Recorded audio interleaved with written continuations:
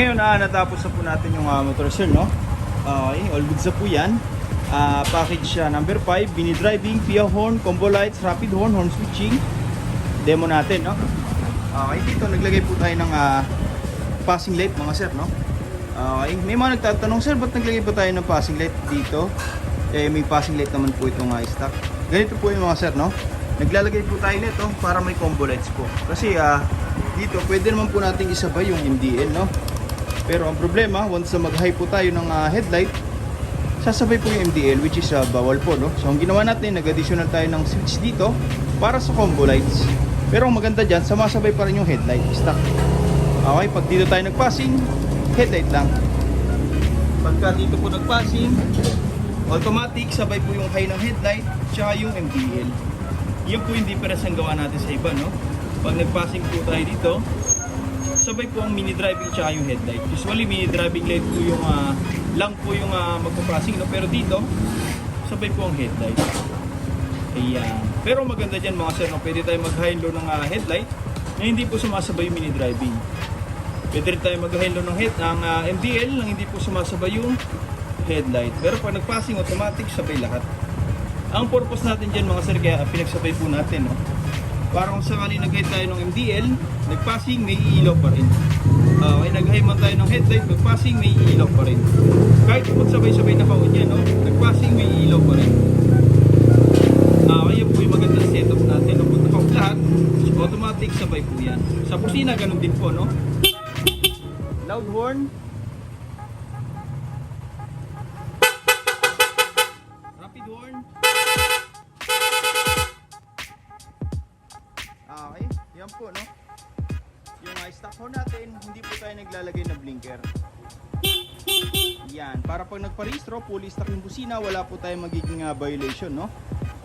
Tapos yung loud horn, doon na po magkahorn ng horn passing, no?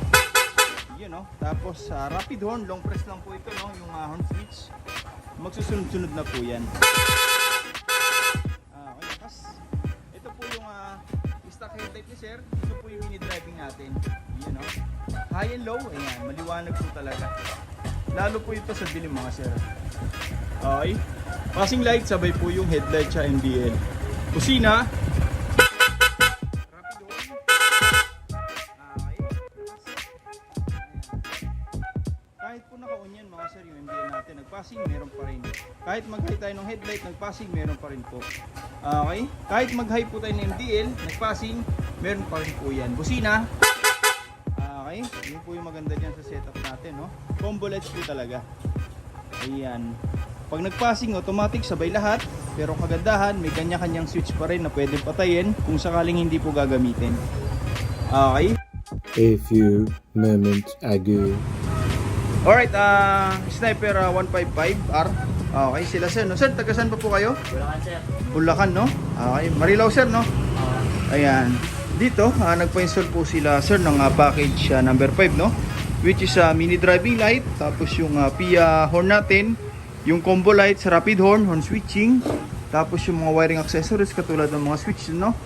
Ito po yung original MSM po yan, metal po, no? Tapos passing switch, horn switching, lahat po yan mga sir, no? Sama-sama po yan sa isang harness. Gumawa po tayo dito ng bago, hiwalay po yan sa main harness ng motor. Pababa po yan, umikot sa chassis, ayan. Then, pababa na po yan dito, no? Okay, yan, no? Papunta na po yan dito sa ating power module, okay? Naglalagay po tayo niya, no? Para may control lahat ng mga parts sa kinabit natin ngayon. Katulad ng MDL, PIA horn, combo light, yung rapid horn, ayan. Diyan na po lahat nakakonect, no? Okay? Pagka may ganito po tayo mga sir, no? Hindi na po tayo magkakaroon ng fluctuation sa kuryente. Kahit po magsabay-sabay po naka-on ng mga ilaw natin, headlight, signal light, yung mini driving light natin, nagbusiman tayo, hindi po magkakaroon ng agawan sa kuryente. Dahil po yan dito, no? Siya po yung distributor ng power mula sa battery, papuntang trigger, sa mga switch, and then papunta na po sa output, sa MDL, sa busina, sa combo lights, yan. Distributor ng power, no? Denso po yan mga sir, made in Japan, kaya sure na matibay po. May mga customer po tayo, no? 5 years na po yung ganito nila, all goods pa rin. Ang kagandahan dito, magpalit man tayo ng MDL in the future, tsaka ng busina, plug and play na lang po. Okay? Hindi na po tayo mag-wirings, no? Salpak-salpak na lang kahit anong brand po ng MDL, ng busina, applicable po dyan sa power module natin. Universal po yan, ano? Okay? Yan. Bago natin to balutan mga sir, nakahinang po yan sa loob.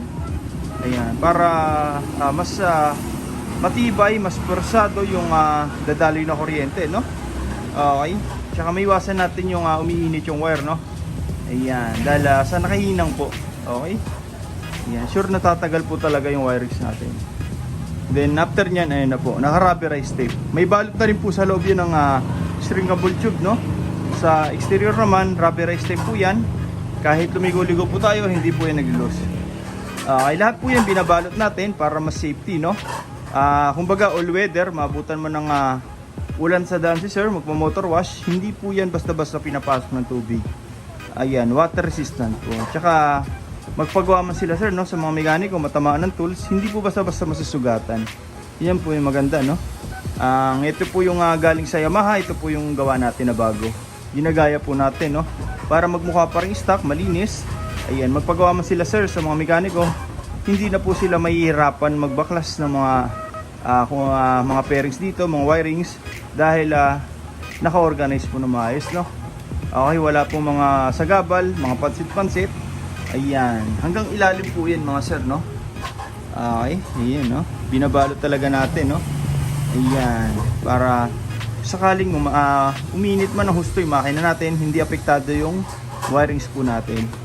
Okay, safety first po tayo. Dito mga sir, wala po tayong makikita mga nakasuksok dyan ng mga wire, no? Ayan, hindi po tayo gumagawa nun. Kasi pwede pong magluwagan yung mga sakit natin pagka ganun po, no? Ayan, dito, stainless bracket po yung kinabit natin. Ayan, hanggang ilalim po, no? High lumens po yan mga sir, na MDL. Kaya matingkad po talagang kulay. Tapos dito, wala tayong makikita mga wiring na naka-expose, no? Lahat po yan, stock na stock pa rin po. Dito, ayan, wala rin mga nakasiksik na mga wire, no? Yung iba kasi na sinasabi, no wire cut, pero dito lahat nakasuksok sa mga sakit, no? Kapag ganun mga sir, delikado po yan. Pwede po mag-short o kaya lumuwag yung mga sakit natin katagalan, no? Okay, dito.